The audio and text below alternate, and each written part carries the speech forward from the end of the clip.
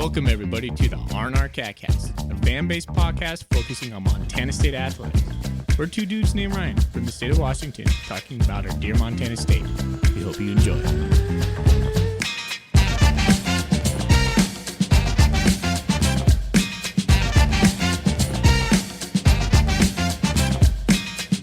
All right, welcome back, Bobcat fans. Thanks for joining us on an instant reaction show.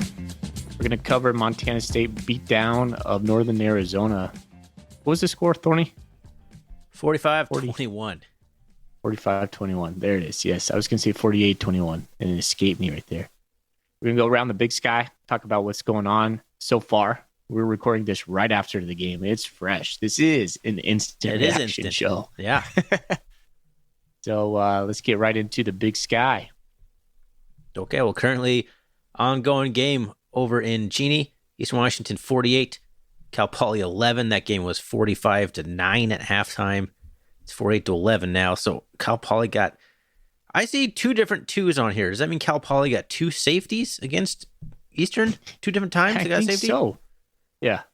Okay, well, Eastern's outscoring Cal Poly 3-2 early or partway through the third quarter. That's a weird one. But yeah, Eastern taking care of business. Looks like they're running on him. Because Vespers only has 157 yards passing. Does have 2 touchdowns. But yeah, they're probably running all over Cal Poly. It is a terrible day over here in Spokane. Yeah, it's windy and rainy. You wouldn't want to be throwing the ball around here today. All right.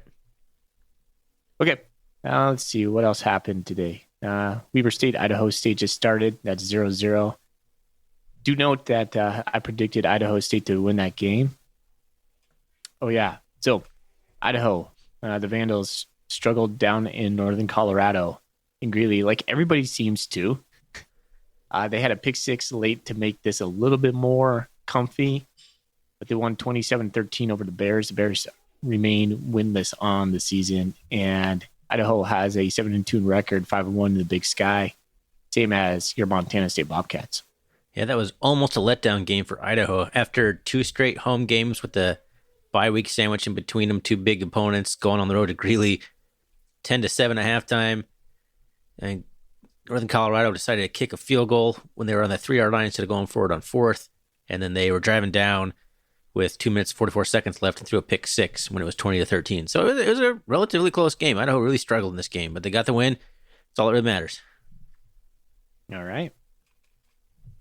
Well, let's talk about the Montana State win that secures our playoff berth. 45-21 over in Bozeman. It looked kind of like a dreary fall day. We seem to get at least 1 or 2 of these a year where it's just kind of blah weather. At least it wasn't cold. It looked fine on TV. I don't know what it was like there, but it looked good. Looked warm. Yeah. All right. Considering it's November. Yeah. Big man month. Good point. Big man month. Let's get into the good. We do the good, the okay, and the bad. Start off with the good. All right. First thing I got in my good category is we ran the football. We ran the damn ball. Yep. Got over 300 in this one. Quite handily, 343. ESPN doesn't have the yards per carry up, but yeah, 47 carries for 343 yards. 5 touchdowns on the ground. That sounds more like a Bobcat blowout that I'm used to seeing. That's a recipe, man. Why deviate from it? That's a good question. Why deviate from it? But yeah, that's my first good. We ran the ball. We stuck to it 47 times on the ground. We didn't even run 47 plays, period, at Idaho. Don't remind me. No, me. we ran exactly 47 plays. I think that's what it was. Yeah. We ran exactly 47 against Idaho. Yeah, you're right. Exactly 47. That's funny. I'm going to go with Tommy Malott. He had a 100 day. He had 107 on the ground with 10 carries, 1 touchdown, and 126 through the air. I thought he had a pretty crisp day as a Bobcat. It seems like Montana State's featuring more of Tommy Malott. Sean Chambers seems to be more of a backup role right now, and I'm not sure how I feel about that. That might be something to put in the okay category, but Tommy looked good. Yeah, Tommy looked good for sure. I think I'm kind of coming around. I'm starting to believe in his passing ability. It's looking pretty crisp. He's really good at those short intermediate routes. Third quarter, though, second half, he kind of forced some things. So He hasn't thrown an interception yet, but it's not really for lack of trying. He's had some that probably should have been picked, but overall, man, he had a really good game. I'd put him in the good category.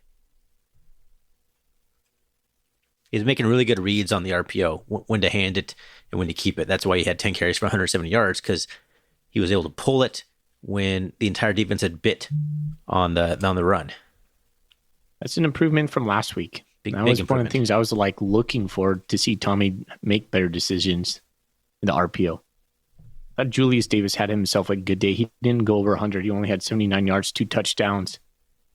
I don't understand why we don't hand him the ball 30 times, to be honest with you. He seems like a guy who just gets stronger. Yeah. I know we want to feature some other backs, but I continue to ask myself, why are we going away from him? Yeah, he's an animal. I think he got like spit in the face or something like that this game, and he was just flat out just mad like the whole game. They pan to him on the sideline. His cheeks are puffing and just rage in his face. Post game too. Like they had like 5 guys like sheltering him. Like, no, man, he's just looking for a fight. So, and there was a little scuffle at the end, and that was all because of that. So, you're like, is that what it's from? I was trying to figure out what that was from. Yeah. So, okay. What else do we have in our good defense? I think the defense had a big step forward from last week. I thought they played pretty well. They got bailed out on an inadvertent whistle, which had no explanation from anybody, but you heard it clear as day on TV. Somebody blew the whistle for some reason, and in football, the play's over, period. So some ref probably sitting there, probably not wanting to give an explanation on what happened, like, sorry, I blew the whistle. I did that in high school refereeing one time. Cost a kid a touchdown run. It's pretty bad. So I'm familiar with that game, but it was really weird. I had no idea why it happened, but defense got bailed out. Otherwise, that was a huge long touchdown run for NAU. But otherwise, defense played pretty well. Well, it could have been like, if there was no whistle, who knows what happens at the end of that play? A lot of players quit because they heard the whistle. So, yeah, I thought defense second half looked good. I will do a qualifier. I'm going to hold some thoughts on defense. How about that? Okay. Well, I thought the tackling was better. The aggressiveness was better. It started a little slow. It started a little similar to what we saw at Idaho. NAU, we forced 3 and out. It was great. But then we had them, NAU had a 13-play, 75-yard, 7-minute and 9-second something or other drive for a touchdown. I was like, is that all we can do now? Let's just give up 7-minute plus touchdown drives. It felt like that. Like it. I was like, here we go again. But they locked up, especially in the second half. So, okay, good defense. Love the Blake Stillwell interception. That came at a key time during the game. It's not like this game ever felt in jeopardy, but that kind of put the clamps on the game, and that like really gave us the momentum in the second half. Yeah, it's good to see us get back in the turnover side of things. And had one Casey Kotzman coming in, stroking that 42-yard field goal. That felt good. Oh, man. When they announced that he was a starting kicker, like in the stadium, apparently everyone cheered. That just makes me feel bad. But good for him. Good for him coming in and nailing a field goal. That's what we asked for, and he did it. 42-yard field goal.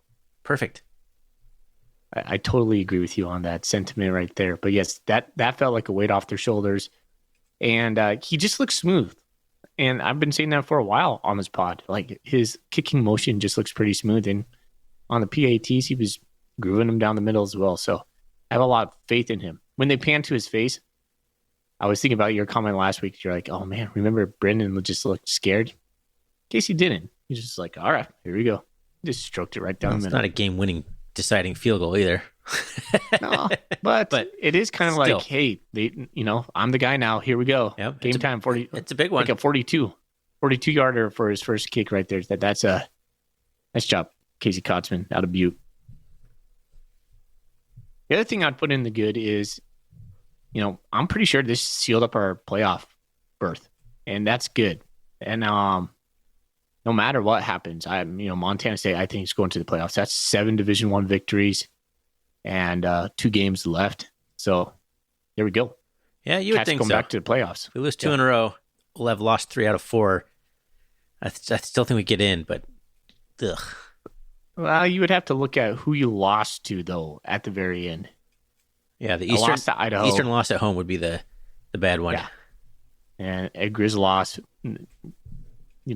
So, no, the Cats are going to the playoffs, guys. 100%. Yep. I think so. Yeah. So that's nice. It's a nice feeling to get 7 wins with 2 games left. Anything else in the good for you? Gosh, I'm sure there is, but we're doing this like so instant, like the game just ended. So that's all I got off the top of my head. Alrighty. I did think of one on the fly for the okay, and this is where I'm going to talk a little bit about the defense. I think our base defense is kind of predictable. We're missing Danny Yu, and that's something that feels obvious, not understated, but obvious. Drew Polidor was not in this game, struggling with his hand, apparently. Those are 2 guys that really stirred the drink for us in the back end. And we're missing speed at linebacker. So I'm not sure if our defense if Coach Garza says, okay, so we can't do as much, so we're just going to play more base. It kind of feels like that because it feels like we're a little bit predictable. I would like us to be a little bit more attacking. Yeah. No, I agree with that. I think our base defense is definitely the cause of some of the problems, and maybe that's because the D-line's not getting home. Like, who knows why? But for whatever reason, it's not really working out. So definitely an okay. Okay. All right. And before we move on to the bad, I was looking at the box score real quick, and something popped in my head for the good. 14 first quarter points. It seems like our first quarters have been pretty slow out the gate. We've been talking about the Bobcats can't keep coming out slow. We didn't. Scored on our first drive, and I believe our second drive. I think we scored on the first 2 drives, scored 14 points right off the bat. So that was definitely in the good. Getting off to a fast start, good start on offense was key. No doubt. And we had a nice third quarter too. 10 points in the third quarter. I was happy about that. Sometimes the third quarter can be a goose egg for us, but we didn't get shut out. And not quite in the bad category, but giving up 14 points in the fourth quarter, not great.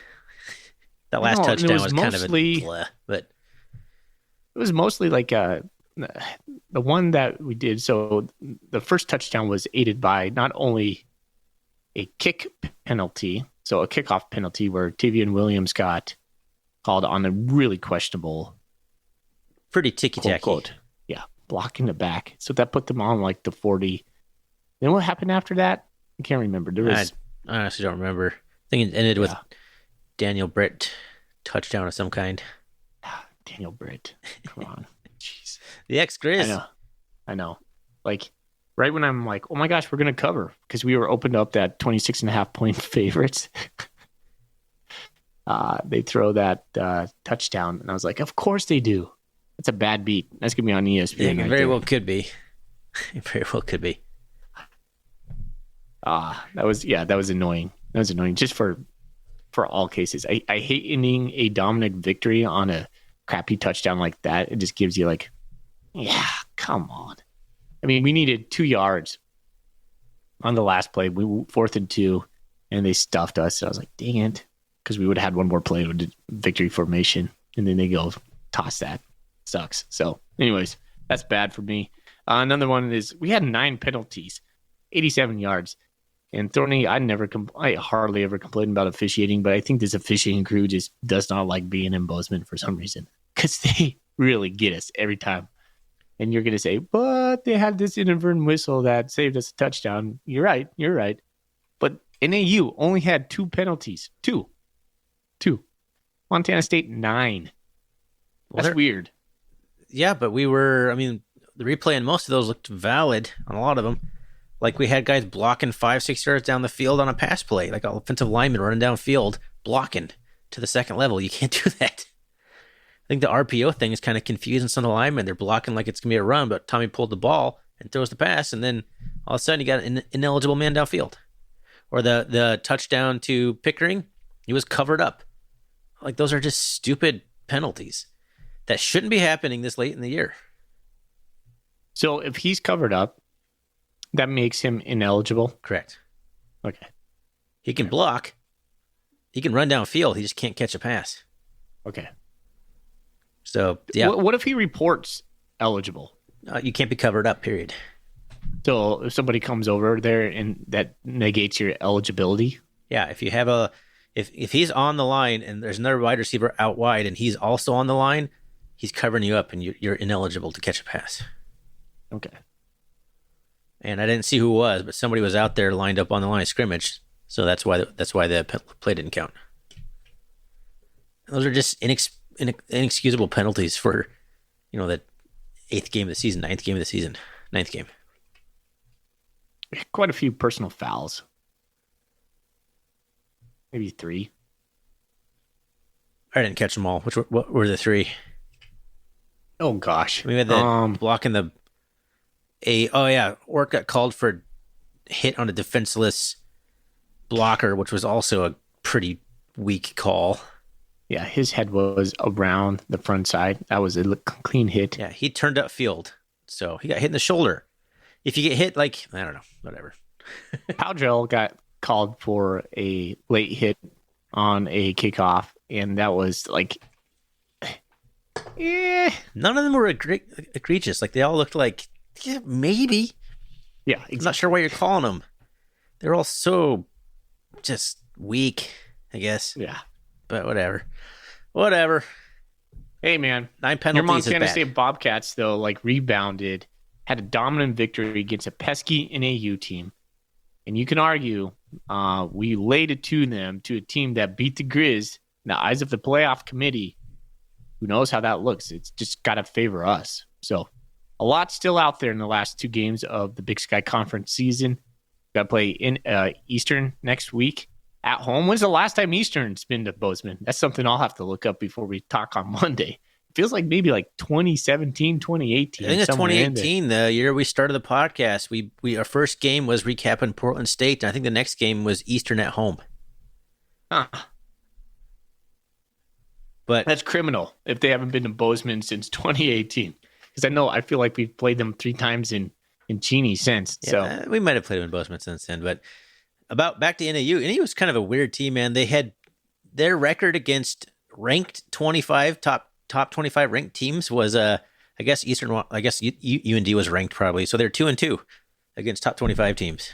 They beat the Grizz and they beat UC Davis, who's no longer ranked, and they lost 1 at SAC and then they lost to 15 at North Dakota. Yeah.